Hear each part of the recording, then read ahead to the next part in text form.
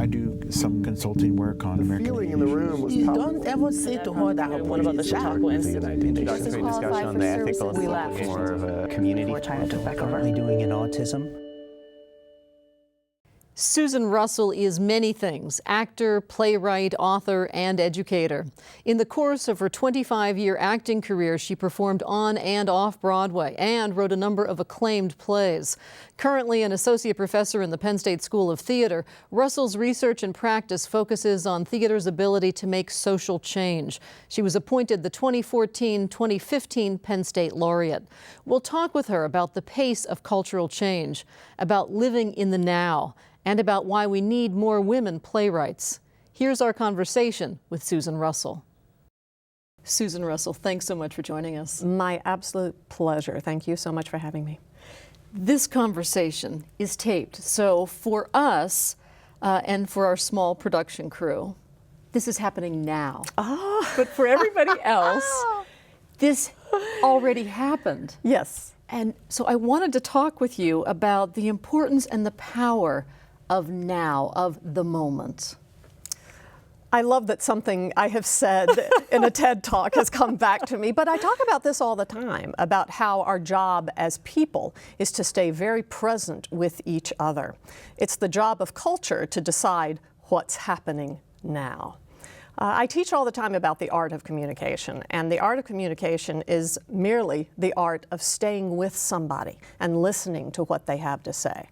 And what is happening now about that? We're so distracted. Is it? We're so distracted, but I was saying what was happening now is that you're listening to me, and we are responding back and forth in both body language and eye contact, and we are also in the moment with each other. And you know, the culture and the tape will have its day with us, but you and I, we're happening now. That sounds even better, you know, doesn't it? Perfect. I want to talk a little bit about what brought you here to be a teacher and a mentor to the next generation of actors and thinkers and students and what have you. You spent 25 years as a professional actor. Yes. You worked in regional theater all across the country. You performed the Phantom of the Opera more times probably than you can count. How did you end up earning a Ph.D. and not becoming a director, becoming a teacher? Well, you know about the now. The now happens even when you're not planning on staying in the now. So in 2001, two things happened. 9/11 happened. And being a member of a Broadway company and being a member of an artistic family in the city of New York during 9/11 was an extraordinary experience for many of my peers. And if you took a poll of how many artists in the city changed their life after being in New York at that time, I think you'd be surprised, because one of the things that we all saw was the power of theater. The second day, 9/12, September 12th, Rudy Giuliani had a meeting with the trade unions of Broadway and said, you have to go back to work, because so as the lights of Broadway stay dark, so will New York City look dark to the world. So we had been charged by our mayor with singing and performing New York City back to life, and that's a lot. That's a large weight to carry in that moment. And you did go back to work? Oh, the next day we went back on September 13th. You know, I want to back up a little Sure. bit, because your brother was actually in the second tower on 9/11. So you got a phone call from your mother saying, find your brother. You do. You know a lot about me. Yes, what happened, it was one of those moments that my mother called me and said, your brother's in the South Tower, go and find him, after the tower had come down. Astonishingly enough, my brother had been one of the last planes to fly past the towers before the planes hit, and he had landed and had safely gotten into the St. Regis. And prior to the planes going into the tower, he had actually called his office and said, you all, come on, let's have breakfast at the St. Regis. And so he saved a bunch of lives. He saved a bunch of lives, and that was extraordinary at the time. So yes, you know, it is said that we are all only about 6 people from someone who was impacted directly by the towers coming down. And Okay, so you said 9/11 was one of the reasons you ended up in graduate school and becoming a professor. What was the other thing? The other thing was that in November of the very same year, I had a brain injury. I suffered a trauma to my brain that was diagnosed a couple of years ago as a stroke. While I was singing, I was standing on stage, and at that moment, my life changed radically. Everything about me changed radically. The way the world looked, the way the things smelled, the way I communicated, everything changed. What did you lose as a result of that stroke? Well, I lost my voice. I lost the ability to sing. I lost, I have some visual anomalies that I live with, chronic migraines. I live with balance issues. I live with... and you were a dancer and a singer and an a actor, performer. absolutely. Oh my. So over the course of the following year, I could feel my, I won't say my gifts, because I found my gifts. I could feel my talent slipping away from me. But rechanneling. Yes. And because my talent was slipping away, I think my gift was emerging, which was talking. Talking to people about their greatest potential, talking to people about who we can be when we tune into the present, when we stay with each other in the now, when we actually work on creating the culture that we are in rather than just going along for the ride. You say as an actor, one of the things actors do is say, what if? And so I have to ask, what if you hadn't had that stroke, if you hadn't switched gears, and you know, like what if, where are you going now? What are the dreams? I went through the what if stage for a while, going, you know, because the Phantom was my biggest dream to that date. And one of the curious things was that the Phantom, I was in my big dream, and then something happened that expanded my field of possibilities into dreams I had never dreamed before. So I would probably, you know, I don't know. I would probably still be in Phantom. And Phantom is a beautiful, fantastic show. And what it gave me was a view from a very specific bridge about our culture, too. You said that graduate school gave you a place for your thoughts, for your dreams, for your thinking. And here you were, we should say, that you had a college degree before you entered acting. I did. You studied theater. And you said once, and I thought this was great, that you were terrifying because you were a highly educated actor. Yes. What do you mean by that? Well, one of the things I say on a lot of public speaking tours, I say, hello, I'm Dr. Susan Russell. I have a Ph.D., which makes me pretty hard to dismiss in many rooms, but you should watch that happen. You know, and, what that means to me is that the world doesn't necessarily look at either actors or academics as people that hold a great deal of cultural power. And when I combined the two, I think I became something that can communicate both the importance of the arts and the humanities. I can do it in cultural ways, I can do it in performative ways, but I can also do it in academic ways, because in my mind, what I have learned in taking so many courses, I value my education tremendously, is how much everyday life depends upon the theatricality of everyone. And if you want people to come along with you, which is what the job of the actor is, come along, leave your troubles behind, and let me show you this slice of American culture or whatever culture. And we are so distracted because of our technology, our gadgets. The things that you bring to this do make it a little unique. Well, I think so. I'm going to back up because of one of the things that you said. I think part of the job of the arts and humanities is not leave your troubles behind, but bring your troubles into the room so we can all talk about them. I just happen to be doing a play or a musical, or I just might be directing a film, but I guarantee you that the things that concern you are inside that play or that film or that musical. When I teach history of the musical theater here in the School of Theater, and to me there's nothing more American than a musical.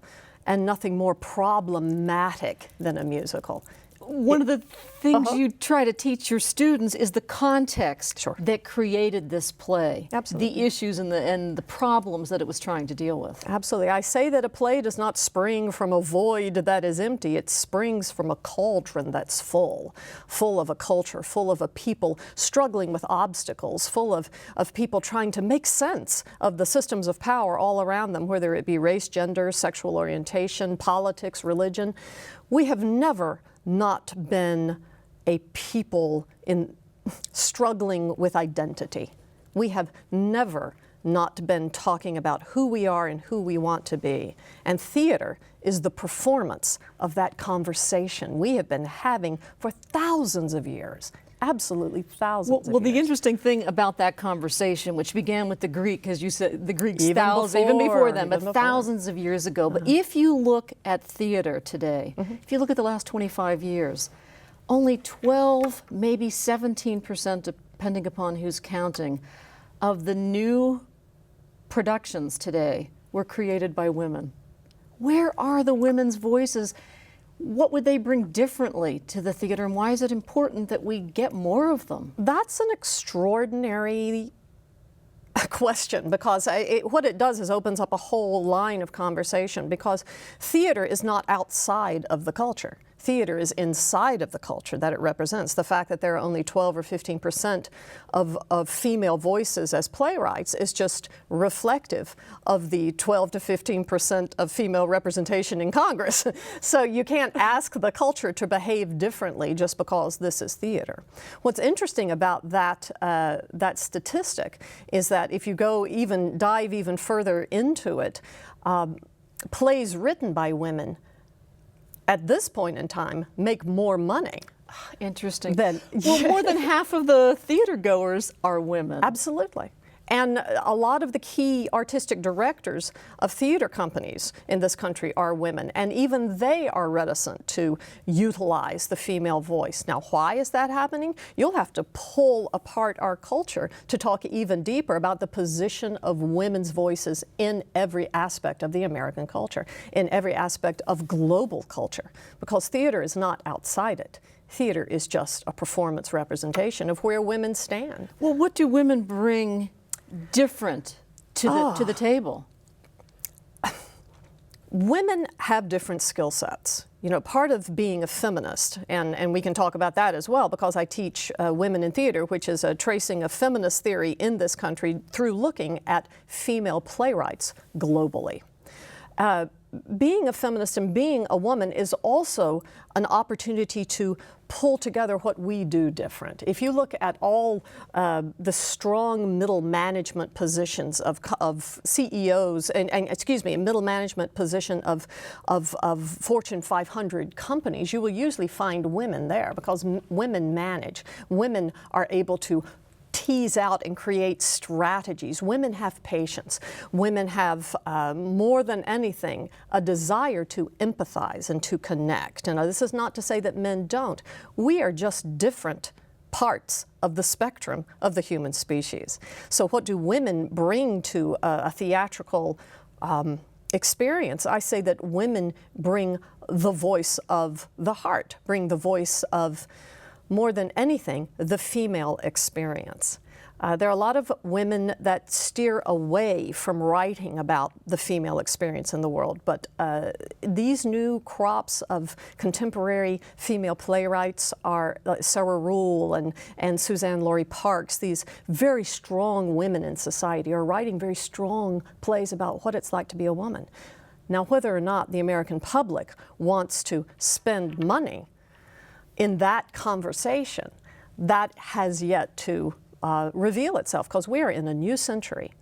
And we tend to forget about that. This is only 14 years into an entirely new century that a new group of young people is creating. You mentioned Comersations, and you created, as a faculty member at Penn State in 2007, Cultural Comersations. Yes. And through that, you are getting people to have conversations about race and gender and all kinds of difficult issues. Absolutely. Why does playwriting and performing help get these conversations going? We are storytellers at heart. That's what we began our civilization with. When I teach ancient theater history with my MFA actors in the 500 series, I go all the way back to the very first story we have, which is Gilgamesh. We have always told the stories of ourselves and our peers and our families. And theater is just an extended story. There just happens to be from 1 to 10 people standing on stage telling their story. It's something we do naturally. Church is a story. You go to listen to a homily, going to a film. We are storytellers at heart. So when you walk into a space that actually offers you something that you know how to do, you immediately relax. There's something deeply familiar and spiritual and home about theater.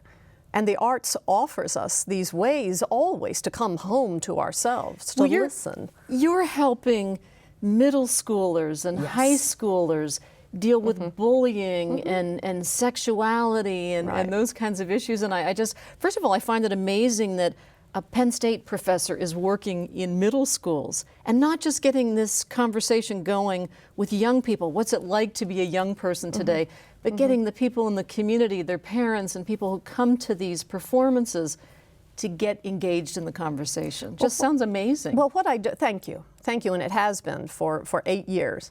What I did to get this ball rolling in the school system was actually place myself at service. I said what I went to school counselors and in Gene Knaus and in learning enrichment. I said, how can I help? They said, what do you do? And I said, well, I was an actor. I'm a playwright. I teach people to talk. And they said, wow, we have so many kids, I think, that want to talk about some rough, hard things. But what in you? Why did you want to do that? Oh gosh, well, I think I don't have kids, but I do have 3 extraordinary nieces. And when you watch young women grow up in the late 20th century, early 21st century, with all the media influence, all the voices in their ears and on the television, on the screens, in the radios, on the computer monitors, telling them who they should be to fit in, and I watched 3 very strong young women try to work their individuality alongside of these very strong forces. And so I think I watched them and I said, wow, you know, I think I can ask them some questions. And what I started doing with my nieces was saying, what's it like to be you? And boy, did they tell me. They certainly told me what it was like to be them. And from that, I went, oh, maybe I could go into a school system. I never work without school guidance counselors in the room or without the principals and superintendents knowing exactly what I'm doing. So this was a collaborative event. What would it be like to go into a specific population, say of bullied kids, and help them tell one story that if they could... In 1 minute. Yes. If they could, and this is what I do, and this is what I've been doing on all the Commonwealth campuses with my Dignity Project. I ask the most simple question. I say, if you could pick one story to tell this group of people, that we would hear that and know who you are, what would that story be? And then it's my job as a writer in the school situations to have them write that story out, then help them get that story down to 1 minute.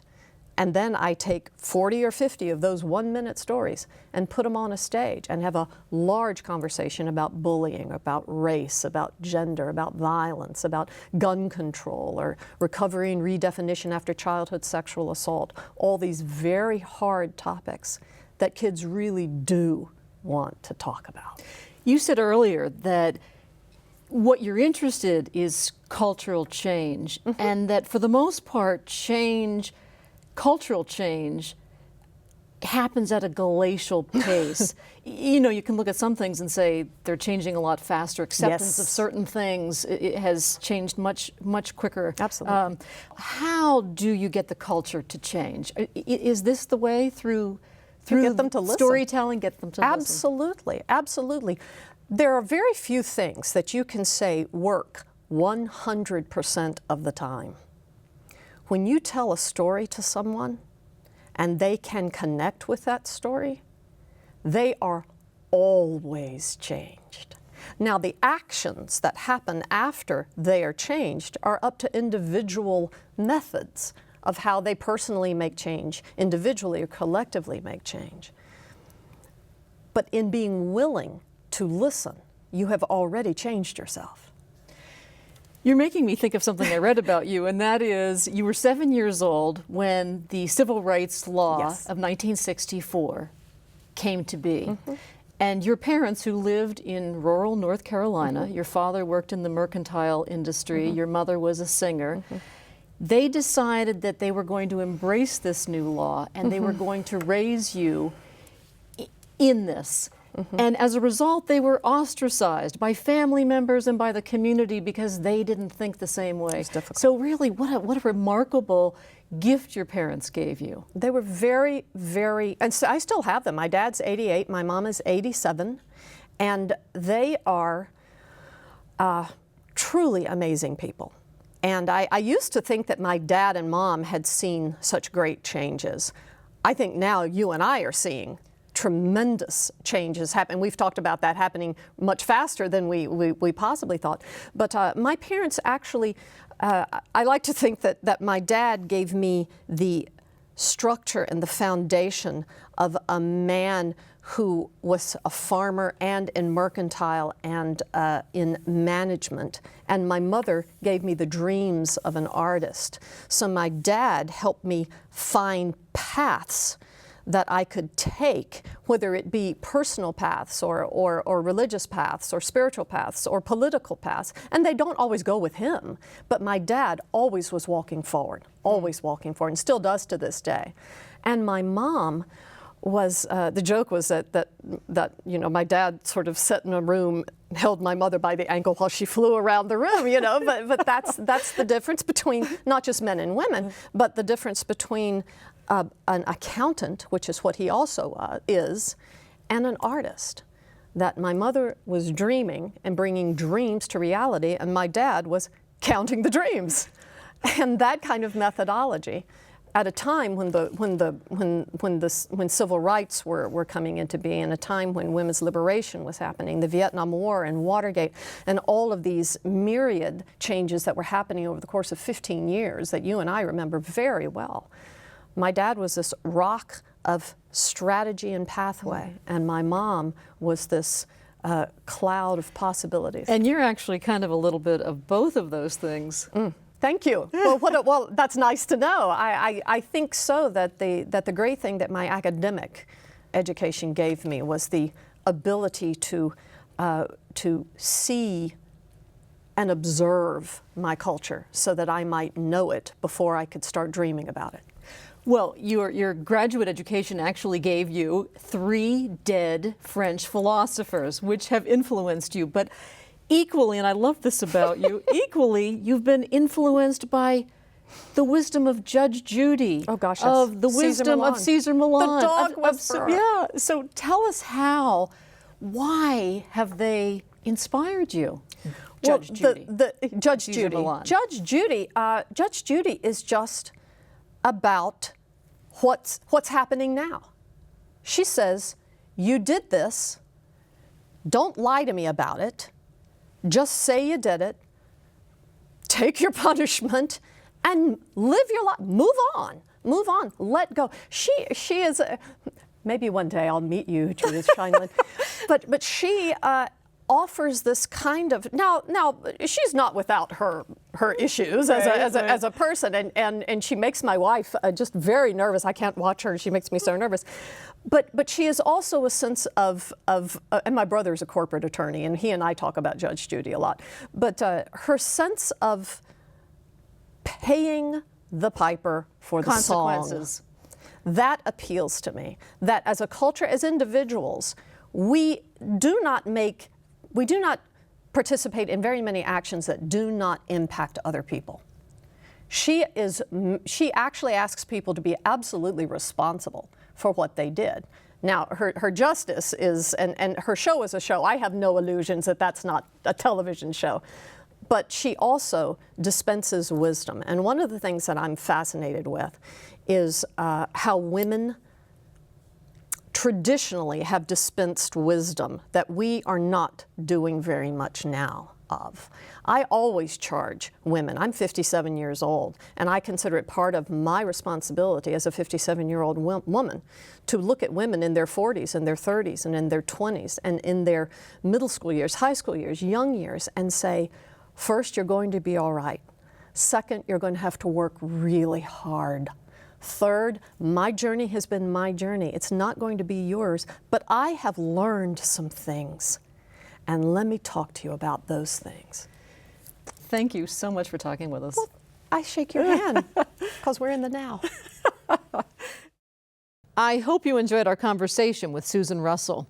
Comcast subscribers can watch this program anytime on Penn State On Demand. Find out how through our website, conversations.psu.edu, where you'll also find additional video from this interview. I'm Patty Satalia. We hope you'll join us for our next Conversation from Penn State. Production funding provided in part by the Corporation for Public Broadcasting and by viewers like you. Thank you.